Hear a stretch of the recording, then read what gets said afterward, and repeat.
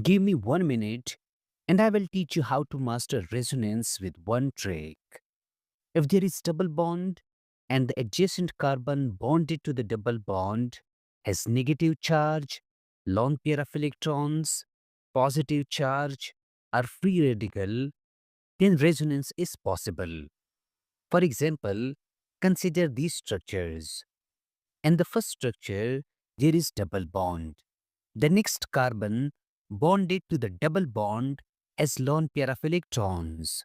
So resonance is possible in it.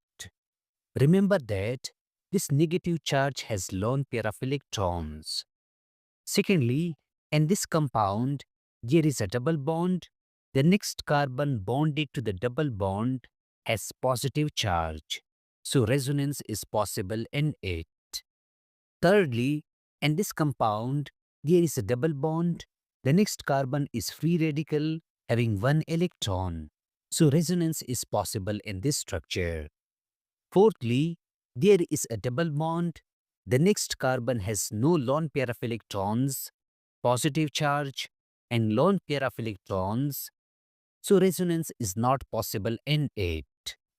Hence noted down this basic concept of resonance. Now consider these structures. Pause the video and try to find resonance in them.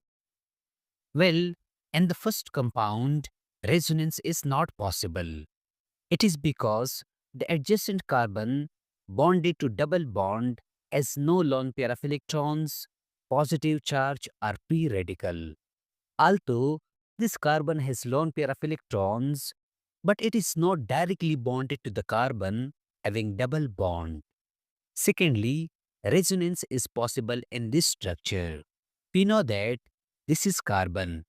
The adjacent carbon bonded to double bond has positive charge, so resonance is possible in it.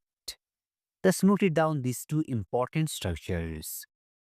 Now I will take you to next level where we will learn some more examples. We know that oxygen forms two bonds. When it forms two bonds, it has two lone pair of electrons. On the other hand, if oxygen forms one bond, it will have three lone pair of electrons plus negative charge. Using this concept, we can find resonance in oxygen compounds. For example, consider these compounds.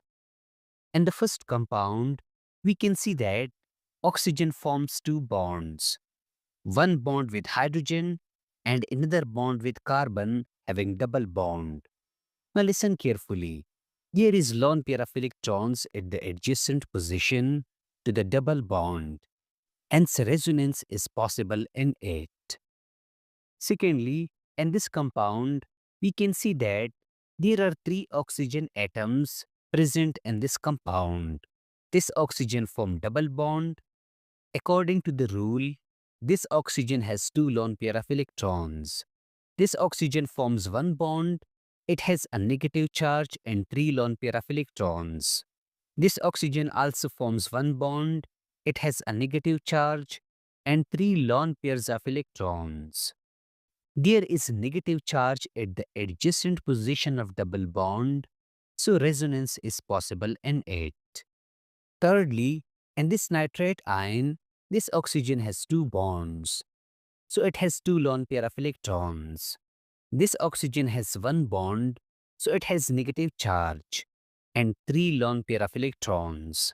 This oxygen has one bond, so it has negative charge and three lone pair of electrons. This resonance is also possible in this compound. Hence noted down these important structures of oxygen where resonance is possible. Now we will quickly learn resonance in ring structures. For example, consider these structures. In the first compound, we can see that this is carbon and this is also carbon. This adjacent carbon bonded to a carbon having double bond has positive charge. So resonance is possible in it. In the second compound, we know that this is carbon. This adjacent carbon bonded to double bond carbon has positive charge. So resonance is possible in it. Thirdly, This nitrogen has lone pair of electrons. It is bonded to a carbon having double bond. So resonance is possible in aniline. Also, resonance is possible in phenol and chlorobenzene. If you want to learn what is resonance, how to draw resonance structures, watch our complete lecture and its link is given in the description.